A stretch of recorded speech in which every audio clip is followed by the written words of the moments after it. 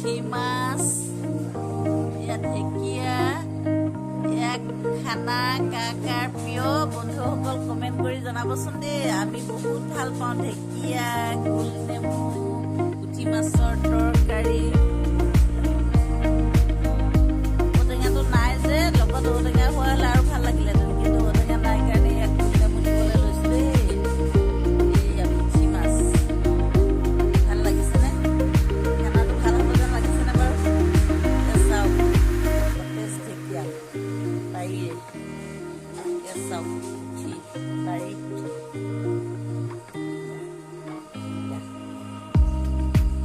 কাৰ ভাল লাগে কমেণ্ট কৰি ক'ব দেই।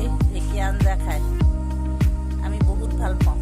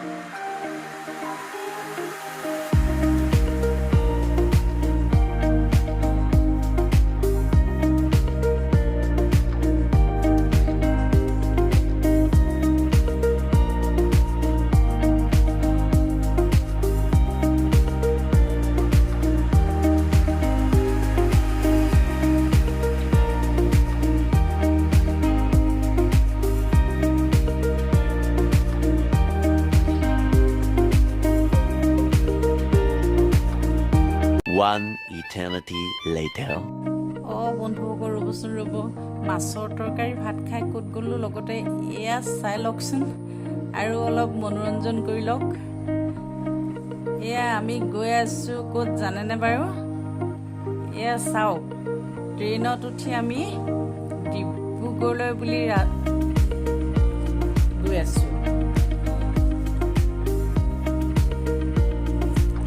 আৰু এয়া চাওকচোন ট্ৰেইনৰ ভিতৰৰ দৃশ্য, কিমান ধুনীয়া পৰিৱেশ, দীঘলীয়া লাইন। এয়া ট্ৰেইনখনত ভিতৰে মানুহ ইটো ডবাৰ পৰা ইটো ডবালৈ যাব পাৰে। এইখন অৰুণাচলৰ ট্ৰেইন, নাহৰলগুনৰ পৰা তিনিচুকীয়া যায়। A few moments later.